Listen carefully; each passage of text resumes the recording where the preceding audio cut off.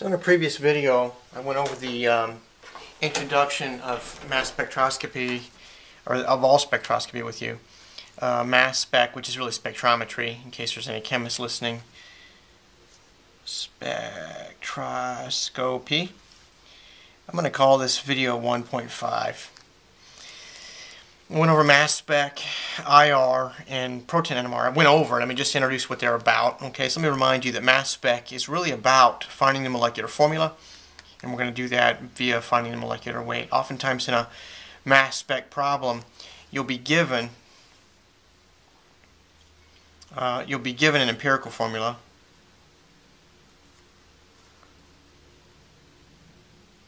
Okay, if you have the molecular weight, then from that you can get the molecular formula. Okay. So I want to give a little more I'm going to look at the anatomy of a mass spec here with you, and it's basically going to look like this. What you have is abundance,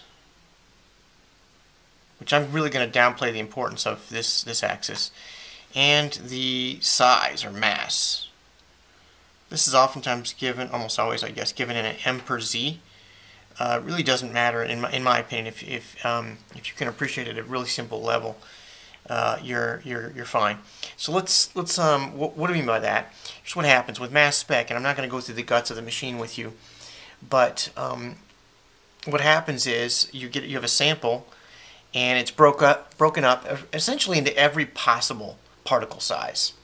Every possible particle size, where electrons are negligible in size, and the nucleons, like protons and neutrons, are considered, to be 1. All right, so each is considered to be 1 in size. It's normalized over the mass of a nucleon. So let me give you an example. Take a hydrogen atom. Suppose you had a sample of hydrogen atoms. What sizes would you expect to get from here? That's the mass. You would expect to get mostly, well, if you know that the formula weight of hydrogen is 1.00794, right, grams per mole, you can tell it's on average it's got 1 proton in it because of that mass.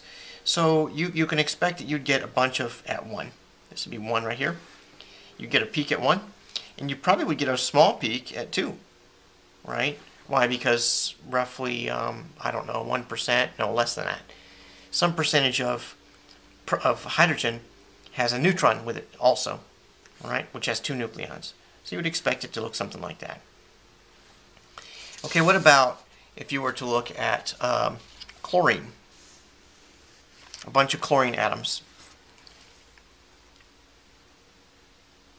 Okay, you may recall from your principles class that chlorines, the way you can look on a periodic table, see it's 35.45, something like that, grams per mole. It looks like it's halfway between 35 and 36, but really it's a quarter of the way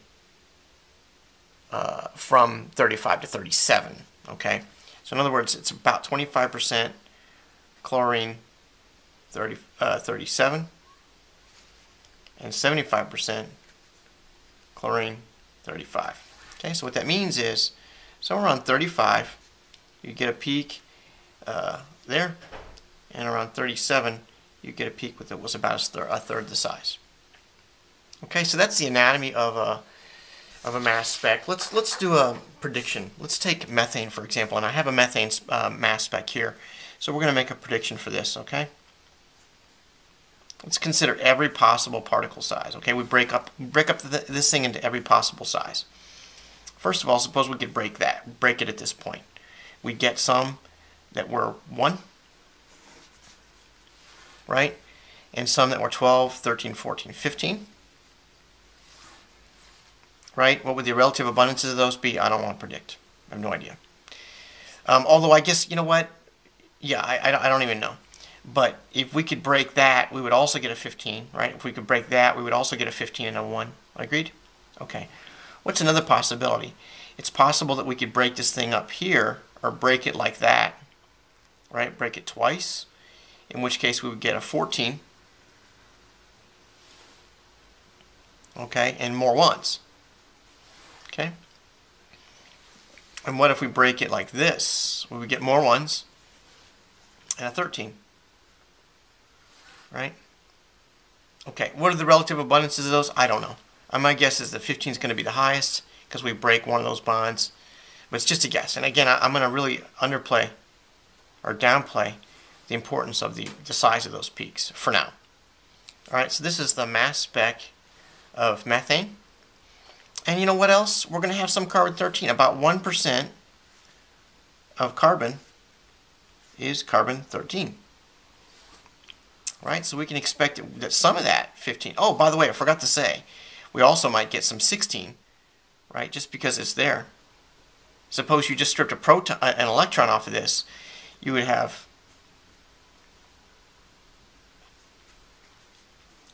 which obviously is going to be pretty reactive, right? If there's only one electron holding those guys together, but the size of that's going to be 16. We can expect something there. And what happens if we have that and we have a carbon-13 there? Then we're going to get some at 17, right? Okay, so let's look at the mass spec of carbon, of methane. Okay, and this is what it looks like. All right, so we don't have any down at 1. That doesn't mean there's none there. It just means that the peak's not showing. Okay, but we have a bunch at 16, which accounts for probably that particle right here. The size, so that's the actual mass of methane. We have a bunch at 15. That's as if you broke off one proton or one hydrogen atom. If you broke off 2 hydrogen atoms, you get 2. You get that there. And look, we do have some 17 also.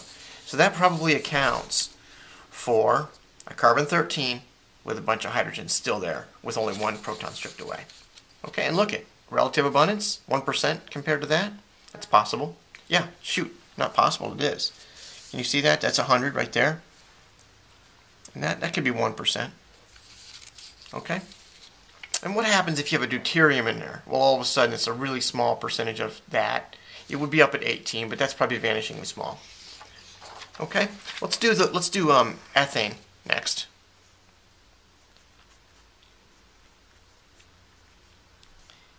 And predict what the mass spec. I guess the one thing I want to emphasize though about this, if we're simply looking for the molecular formula, you can see that up here at 16 and 17, that tells us roughly how big the particle is, right? The highest peaks. Okay, that's not always going to be the case, but it's usually going to be the case. So let's do ethane real quickly. If we strip off a let's look at the size of the molecular ion. If we strip off molecular ion, if you strip away only 1 electron from this mess, then it's going to be 12 plus 12 is 12 times 2, right? Plus 6 times 1, which is equal to 24 plus 6, which is equal to 30, right? So if we strip away 1 electron from this, then we expect a size of 30, right? Now, we double the chances that we're going to have a carbon-13 in there, so we might expect some 31. Okay? If we strip off 1 proton, then we expect 29. Okay, we strip off 2 protons, we expect 28. What happens if we break that? What size do we expect there? That's 15, right?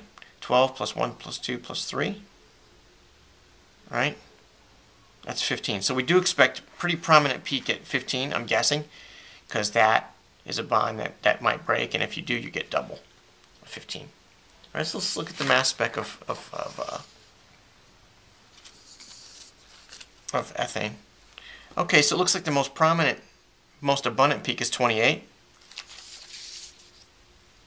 And we get 28 if we break off 2 of these guys. Not exactly sure why that's the most abundant. Okay, but you can see, right, at 28, 29, and 30, we're getting the peaks that we were expecting. Where does that 31 come from? Oh yeah, 31. Oh yeah, sure, there is a 31 there, right? Very small percentage of it. Okay, and over here at 15, that's the methyl. That's that piece right there that broke off. Okay, so that's the anatomy of a mass spec. Again, this is M per Z, and here's the relative intensity, which is the abundance. And just to give you a heads up on this, I got this from NIST webbook, webbook.nist.gov, And I just Googled ethane and methane and looked up the spectra, the mass spectra of those.